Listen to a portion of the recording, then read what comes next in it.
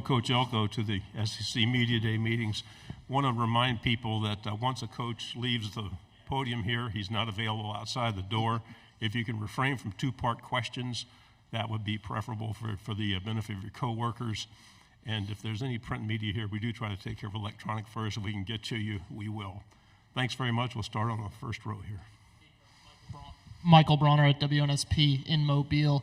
I asked Trey Zune what the biggest difference is he thinks in the previous head coach to your start of your head coaching tenure here. He said accountability. I was wondering if you had any thoughts, given that you worked under the previous head coach, on what the difference is between your accountability and his accountability. Yeah, we haven't really looked back at all.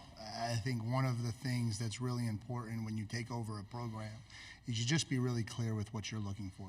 And I'll let other people judge the differences or judge what's different between me and Coach Fisher, but I haven't really spent a ton of time thinking about what's different. I think our focus is on what we want our program to look like, the culture that we want, the level of buy-in and discipline and accountability that we want, and that's kind of been where we focused our attention.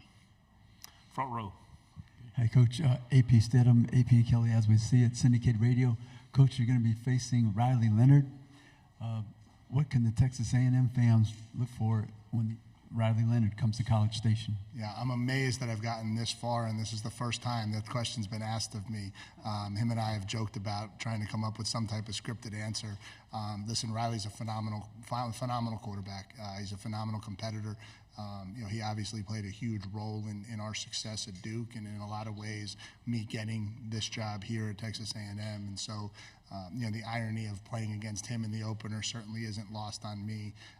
He's going to do everything he possibly can to make sure that he has the upper hand on me for the rest of his life, and I probably will do the same. And so, it'll be very healthy competition. But I've got so much respect for him, his family, who he is as a young man, and so I kind of wish there'd be any other quarterback on the other side for the opener. Right side, third row. Dennis Delapena at the Fox affiliate in Austin.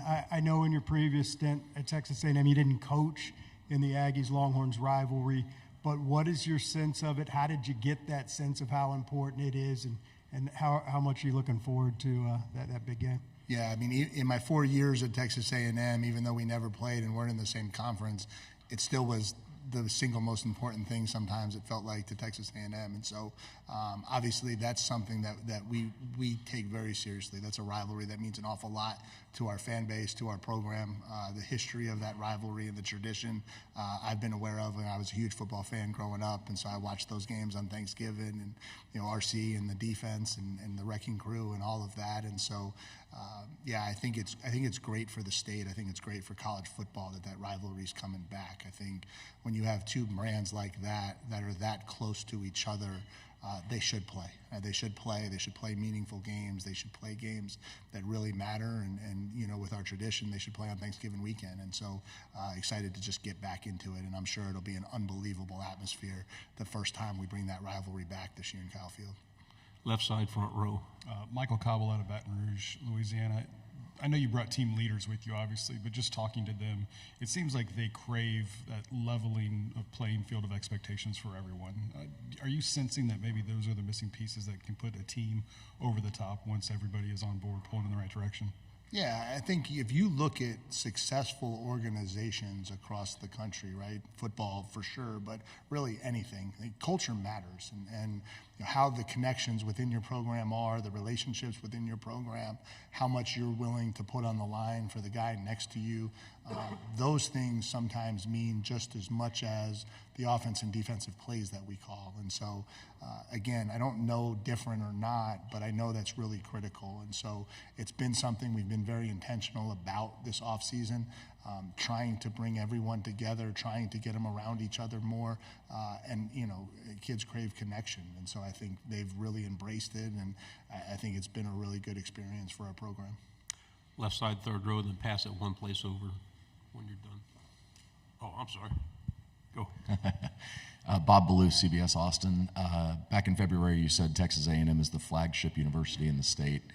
Obviously, the people in Austin love that. What did you? Why do you think that is, and what are some of the biggest advantages that you've seen coming back to A&M now as the head coach? Yeah, I think that statement was made much more in reference to our role focusing with high school coaches in the state than it was comparing us to any other school in the state. I just think, and I even followed it up quickly after with saying one of, but listen, it's not about, we have two great brands in this state, and the nice thing now is we're in the same conference and we play each other. And so that stuff will get settled in recruiting battles, and it'll get settled on the field. And so we believe we have an infrastructure and the resources at Texas A&M to be the premier football program in the country. We're not the only school that thinks that, but I think our focus is trying to become the best version of ourselves, and we believe if we do that, the success will follow with it. Right side, fourth row. Coach Parker Ream from Fox 44 in Waco and College Station. You talked a lot about kind of the offense and what kind of step they need to take, specifically with your new OC, Colin Klein. What do you think he brings to the table this upcoming season, and is he going to fix kind of some of those frustrations that Aggie fans may have felt last year? Yeah, again, like a lot of conversation about last year, and we're not really trying to fix things from last year, focus on things from last year. I think Colin brings an innovative mind, a guy who played quarterback at an elite level. And so when you talk about success on offense, quarterback play is a huge piece of that, and obviously our ability to stay healthy at that position will be critical.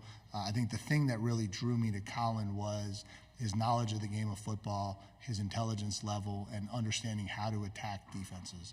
I think what gets lost a lot in these conversations about offenses is like style, spread, pro style, and the reality of it is how you attack defenses is what matters. And you can call the same play against one defense and look like a genius, and call the same play against another defense and look like an idiot. And that's just the nature of football behind the scenes. And so I'm excited to see him put this thing together, utilize our weapons, utilize our personnel, and put us in position to have a really strong fall on offense.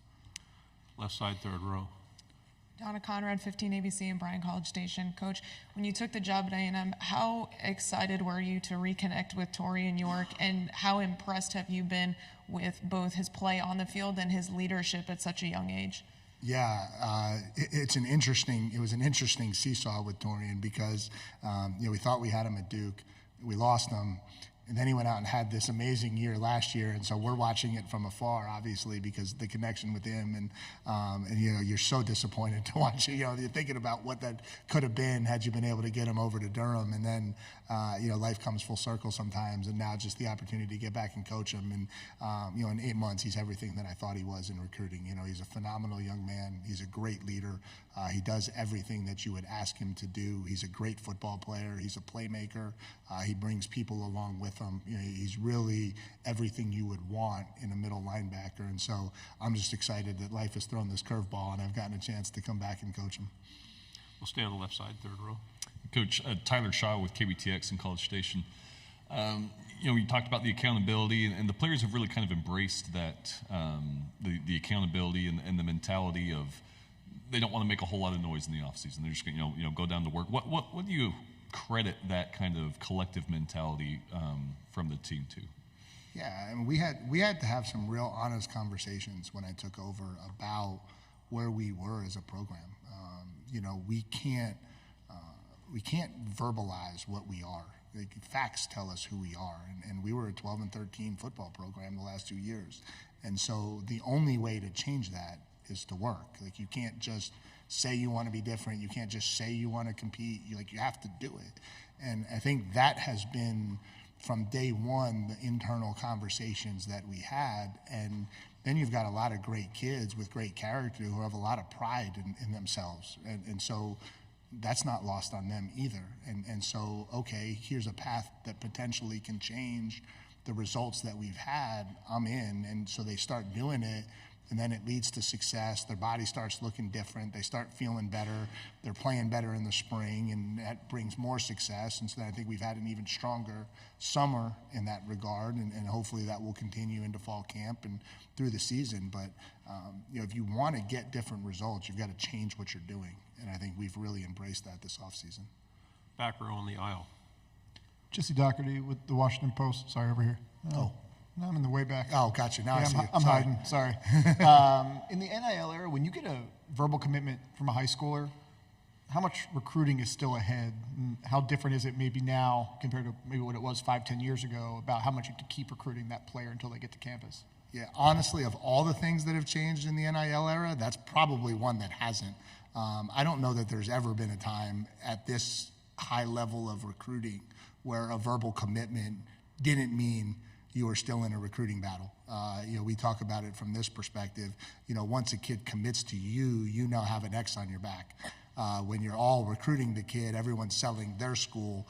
The second he decides which school he wants to go to, everyone knows exactly who to tear down to try to get him to not go to that school, right? And so I don't think that's necessarily a unique problem to NIL. I think that's been around for a long time. But, recruiting's never over. And you can hear stories in this conference of, kids shifting gears, walking to the fax machine to send their fax in, right, back in the day. And so, recruiting is all the way until you get the electronic transmission of that NLI, the old NLI. Left side, fourth row in the end. Hey, Coach, Parker Abels, 5 News in Northwest Arkansas. Since you joined the SEC, you've kind of redeveloped a rivalry with Arkansas. What does that rivalry mean to A&M, and what are you looking forward to in that game this year? Yeah, I mean, it's a really cool game that we play. It's going away from Cowboy Stadium after this year, but my 4 years with it, and certainly this year, it's an electric atmosphere anytime you go into a stadium that's filled where half the fans from one school are there and half from the other. And so I think there's been an atmosphere created in that game by playing in Cowboy Stadium. I think that certainly has enhanced it. Proximity has enhanced it. They're obviously the recruiting footprint and their desire to come into Texas and recruit, and us to need to keep the kids in Texas here. And so I think whenever you have those elements, I think you have a natural rivalry that gets created. And so, certainly looking forward to the last time that stadium's played this year in Cowboy Stadium. Right side, back row. Hi, Mike. James Grant with KETK and Tyler. I was going to ask you about incoming freshman Terry Bussey, electric high school athlete. I'm sure a lot of people in here have heard his name, seen his highlights, just what you've seen from him early on in the few looks you've gotten, and maybe moving forward where you see him fitting in offense and even defense, special teams, things like that. Yeah. The second question that I'm surprised took that so long for me to get today. Obviously Terry was a huge get for us, Mr. Texas. And so getting him down to College Station was huge. Obviously, he's a tremendous athlete. We think he has a really, really bright present and future, but he's extremely young. And he still hasn't actually had an official Texas A&M football practice. And so, we're really excited for him. I think he's going to start on defense, but I do think everyone's aware that he has flexibility to help us in a lot of ways. His ability in the return game is something that we want to look to take advantage of, and you certainly see him developing and playing a critical role for us, not only this year, but in the years to come as well. Left side, back row. One of you guys has it back there. All right. Coach JD with KLTV and Tyler, my wonderful colleague, just took my question, so that just speaks to how much great of a player he is. I'll ask you came back to the SEC after coaching in the ACC. What's something that you learned there that you're taking back? Yeah, I think you learn how to be a head coach, and until you become a head coach, you don't really know how deep and in depth it all goes. And so I think that's a big part of it. And then just learning how to lead every aspect of the program. I think that's something that's really critical as well. Left side on the aisle, and this will be our last one.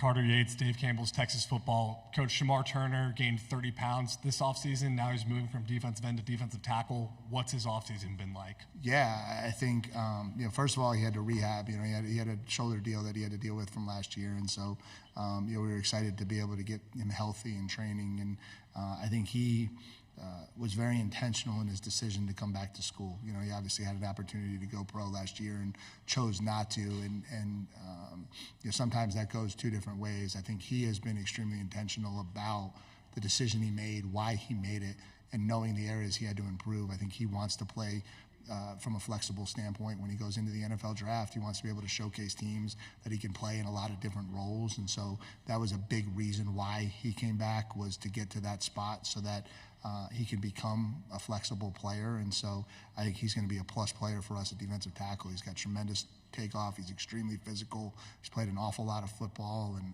I think he's in better physical shape than he's ever been in his career. And so it's going to be exciting to watch what that looks like this fall. Coach, thank you very much. Good job. Thank you, for your guys. time.